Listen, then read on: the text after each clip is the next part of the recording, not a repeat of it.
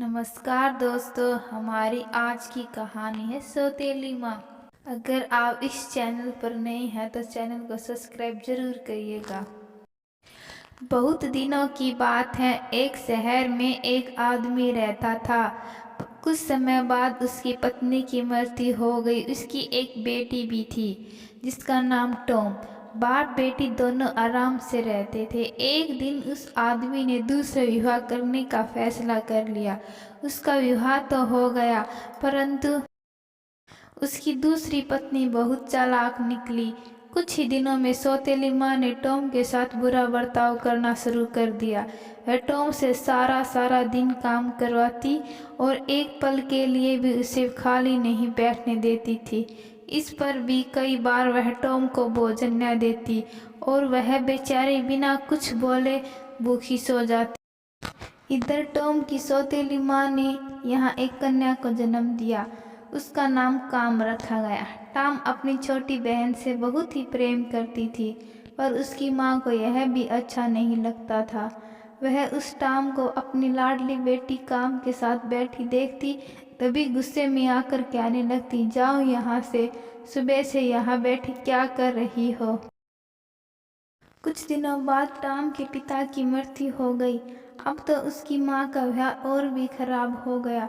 Tom को इतने बड़े मकान में रसोई घर के साथ वाले एक गंदा सा स्टोर मिला हुआ था। वह वही उठती बैठती और वही सोती।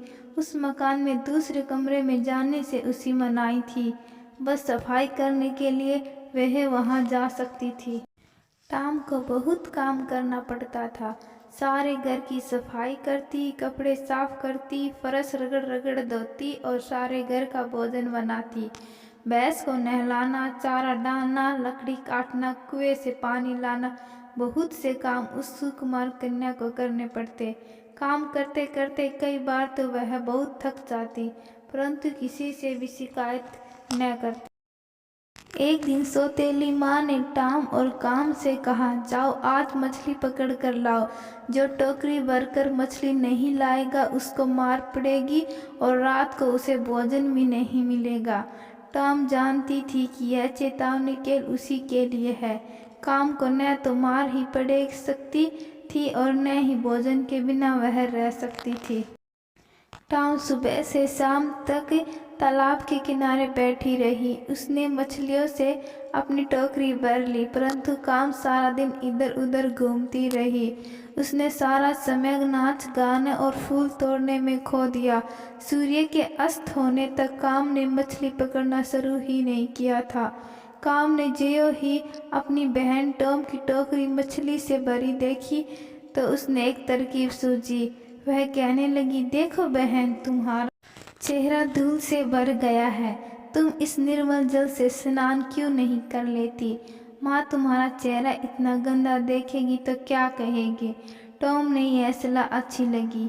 वह उत्तर स्नान करने के लिए तालाब में घुसी। इधर काम ने उसकी मछलियाँ अपनी टोकरी में डाल ली और टोकरी उठाकर जल्दी से घर भाग गई।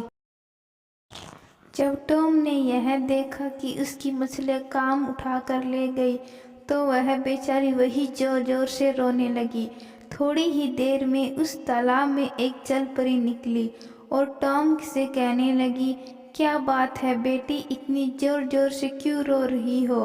तब टॉम ने जल परी से सारी कथा कह सुनाई और बोली, मेरी रक्षा करो। आज जब मैं घर पहुंचूंगी तो मेरी सौतेली माँ मुझे बहुत मारेगी। जल परी ने उसे हौसला दिया और कहा, चिंता मत करो, तुम्हारे कष्ट के दिन दूर होने वाले हैं। तुम्हारी टोकरी में मैंने एक सुनहरी आँखों वाली मछली रख दी। इस मछली को अपने घर के पास वाले कुएं में डाल देना। बस फिर इसे तुम जो मांगोगी वही मिलेगा। टॉम ने जल परी को धन्यवाद दिया और घर जाकर उस मछली को अपने कुएं में छोड़ दिया। उस रात उसकी सौतेली माँ ने उससे कुछ नहीं कहा। जब टॉम उस कुएं में पानी भरने जाती तो वह मछली उसे दिखाई देती और उससे बात भी करती, परंतु जब कोई और आता तो वह मछली पानी में छिप जाती। टॉम की सौतेली माँ को थोड़ा थोड़ा शक होने लगा कि इस कुएं में ज़रूर कोई है। इसमें टॉम एकांत में बातें किया करती है। इसी से उसने एक दिन टॉम को किसी काम से दूर भेज दिया। टॉम की अनुपस्थिति में लाभ उठाकर उसकी माँ ने कुएं से उस मछली को निकाल लिया। टॉम के लौटने से पहले ही उसकी माँ ने उस मछली को पकाकर खा भी लिया। जब टॉम काम से लौटी तो वह कुएं पर गई। वहां पहुंचकर वह मछली को बुलाने लगी, पर मछली ने कोई जवाब नहीं दिया। वहां मछली होती तो कोई जवाब आता भी। टॉम वही कुएं की दीवार पर सिर पटक पटक कर रोने लगी। फिर वहां जलपरी आई और कहने लगी, बेटी चुप हो जाओ, रोने से काम नहीं चलेगा। उस मछली को तुम्हारी सौतेली माँ ने खा ली। उसने मछली हड्डियाँ सामने के मैदान में फेंक दी। तुम उन हड्डियों को उठाकर अपने कमरे में दफना दो, बस फिर तुम्हें किसी प्रकार का कष्ट नहीं होगा। टॉम ने वैसा ही किया। मछली की हड्डियों को दफनाने के तुरंत बाद टॉम को सहमे सितारों की एक जड़ी साड़ी और सैंडल मिले। दूसरे दिन एक त्योहार था। त्योहार में लाखों लोग इकट्ठे होकर झूला झूलते और खुशियाँ मनाते थे। परंतु उस दिन सुबह ही टॉम को घर बैठने का हुक्म हो गया। उसकी सौतेली माँ ने चने और चावल से भरी दो बड़ी बड़ी टोकरियों को जानबूझकर आपस में मिला दिया। वह टॉम को मेले में नहीं ले जाना चाहती थी। उसे विश्वास था कि न यह काम समाप्त होगा और न यही मेले में जा सकेगी। उसने टॉम से कहा, टॉम तुम घर बैठकर इन चनों और चावलों को दोनों को अलग अलग करो। घबराने की बात नहीं है, थोड़ी देर का काम है, जल्दी खत्म कर मेले में आ जाना। इतना कहकर दोनों माँ बेटी सुंदर सुंदर कपड़े पहनकर मेले में चली गई। उनके जाने के बाद टॉम की आंखों में आंसू आ गए। उस मेले में वह भी सज धज कर जाना चाहती थी।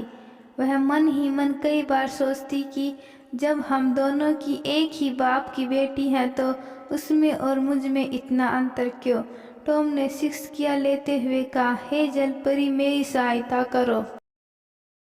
उसी क्षण वहां सैकड़ों चिड़िया इकट्ठी हो गई। जब चिड़ियों ने थोड़ी ही देर में चनों और चावलों को अलग अलग कर दिया, टॉम झट मेले में जाने के लिए तैयार हो गई। उसने वही सलमे सितारों वाली साड़ी और सैंडल पहने जो उसे कल मछली की हड्डियों को दफनाने के बाद मिले थे। उस साड़ी में टॉम राजकुमारी सी लगती थी। ज्यों ही टॉम मेले में पहुंची, काम उसे देखकर हैरान हो गई। वह अपनी माँ के कानों में कहने लगी, देखो माँ, कितनी खूबसूरत लड़की है। ऐसा लगता है जैसे कोई राजकुमारी हो। इसकी शक्ल बहुत कुछ हमारी बहन टॉम से मिलती जुलती है। उधर जब टॉम ने देखा कि उसकी सौतेली माँ और काम उसकी ओर आंखें फाड़ फाड़ कर देख रही थी, तो वह वहां से भागने लगी। जल्दी से उसका एक सैंडल वही रह गया। उस सैंडल को वहां घूमते हुए सिपाहियों ने उठा लिया और जाकर अपने राजकुमार को दे दिया। राजा ने उस सैंडल को बड़े ध्यान से देखा। सैंडल बहुत ही खूबसूरत था। राजा ने उससे पहले कभी उतना सैंडल सुंदर नहीं देखा था। राजा ने उसी वक्त घोषणा कर दी, जिस लड़की ने ऐसा सैंडल पहना हो उसे पकड़कर राज दरबार में लाया जाए। सिपाही अपने घोड़े पर चढ़कर मेले में पहुंचे और टॉम को पकड़कर राजा के पास ले आए। राजा ने जो ही टॉम को देखा, उसी क्षण उसने टॉम को अपनी महारानी बनाने का निश्चय कर लिया और दोनों का विवाह हो गया। टॉम आराम से राजमहल में रहने लगी। अब उसे किसी बात की चिंता नहीं थी, परंतु उसकी सौतेली माँ और काम को इस घटना में बहुत दुख हुआ।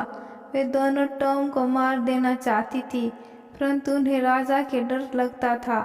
कुछ दिनों बाद ही टॉम के पिता का मृत्यु दिवस मनाया गया। टॉम को अपने घर जाना पड़ा। टॉम को घर में पाकर पहले तो उसकी सौतेली माँ बनावट की हंसी हंसती रही और कहती रही, मेरी बेटी तुम बहुत अच्छी जगह पहुंच गई हो, भगवान तुम दोनों की उम्र लंबी करे। फिर थोड़ी देर बाद चेहरे पर गंभीर भाव लाकर कहने लगी, आज के दिन मैं भिखारियों को नारियल देना चाहती हूँ। कितना अच्छा हो कि तुम खुद ही नारियल तोड़कर भिखारियों को दे दो। टाम बड़ी खुश होकर नारियल के पेड़ पर चढ़ गई। जैसे ही टाम ऊपर पहुंचकर नारियल तोड़ने लगी, सौतेली माँ ने नीचे से वृक्ष काट दिया। सौतेली माँ अंदर ही अंदर बहुत खुश थी, पर बाहर से आंखों से बनावटी आंसू भी गिर रहे थे। वह रोती रोती राजा के पास पहुंची। वहां जाकर वह जोर जोर से चिल्लाने लगी, महाराज, मैं लुट गई। मेरी बेटी नारियल वृक्ष से गिरकर मर गई। हे भगवान, तुमने मुझे क्यों न उठा लिया हो। राजा को टॉम के मर जाने का बहुत दुख हुआ। विनाश काले विपरीत बुद्धि वाली कहावत टॉम की सौतेली माँ पर भी चरितार्थ होती है। टॉम उस वृक्ष से गिरकर बेहोश हो गई थी। उसकी मृत्यु नहीं हुई थी। टॉम को एक बूढ़ी स्त्री उठाकर अपने घर ले गई। उस बूढ़ी स्त्री के कोई संतान नहीं थी। उसने अपनी सारी पूंजी लगाकर टॉम का इलाज करवाया। टॉम कुछ ही दिन में ठीक हो गई। दूसरी ओर सौतेली माँ चाहती थी कि किसी तरह राजा उसकी बेटी काम से विवाह करवा ले और उसकी बेटी महारानी बन जाए।